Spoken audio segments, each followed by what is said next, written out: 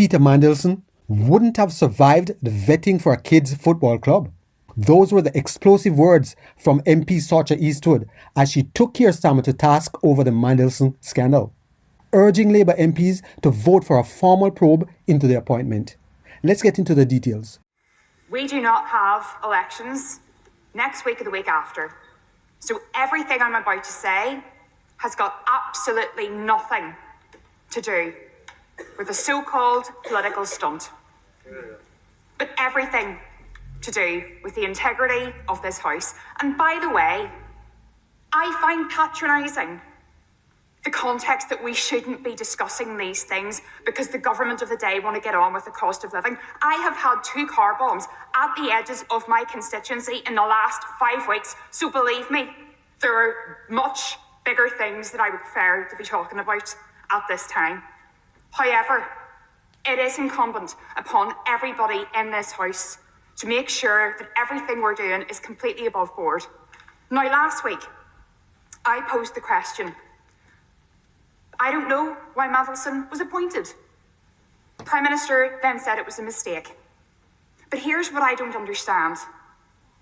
Everything that was out there about Mandelson that would have been cause for concern was open source material. It was out there. Peter Mandelson wouldn't have survived the vetting for a kids' football club, and rightly so. And yet we're expected to believe from those benches that it's nothing to see here, we're going to do some process here and there, it's a bit of a hoo-ha, as if there's been a bit of opprobrium around an appointment of a local Rotary club. This is the government of the United Kingdom and Northern Ireland. And we need to make sure that everything that is done here has the trust and confidence of the people that we are sent to represent. One of the things that I'm really passionate about is people being able to get on in life. But if you look at the social mobility figures for the UK, they are declining steeply. And that should be a concern for us all. But don't worry about that. It seems to be jobs for the boys going great guns over the road there. Instead of a meritocracy, it's a chumocracy. And that is at the nub of this. We cannot get answers as to why this was done. So what I'm asking today, will the real Prime Minister please stand up? Please stand up. Is it the man who wanted to tread lightly on our lives? Is it the man who promised a decade of national renewal? Is it the man who said that he was going to do things by the book and better? Because in my nearly 2 years here, I have not seen that. So I would ask people from across the way, and I want to commend the member for South Shields for her heartfelt words, because this should not be about party politics. This should be about doing the right thing.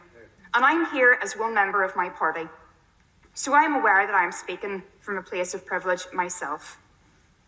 But believe you me, there's a stink here, and the public smell it.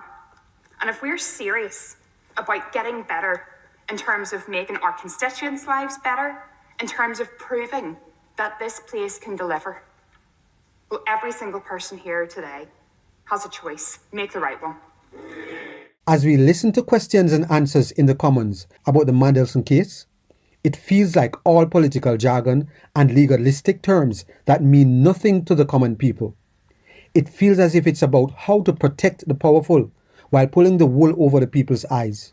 Although it is clear, there's nothing to see here.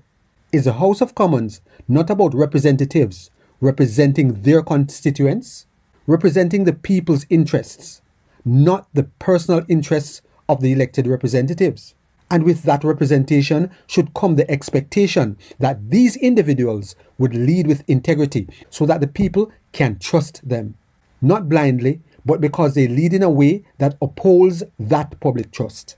Leaders should abide by the same rules and laws, just like everyone else. There should not be one rule for the powerful and another rule for the rest of the people. We need leaders who believe in fairness and integrity. Leaders with values who are trustworthy. Leaders whose reputation is beyond reproach. which shows that they can be trusted. We need leaders who are willing to set good examples for everyone in the nation to follow. Your duty as a leader is to be accountable and honest with the people you serve. Integrity and trust must guide every leader we choose.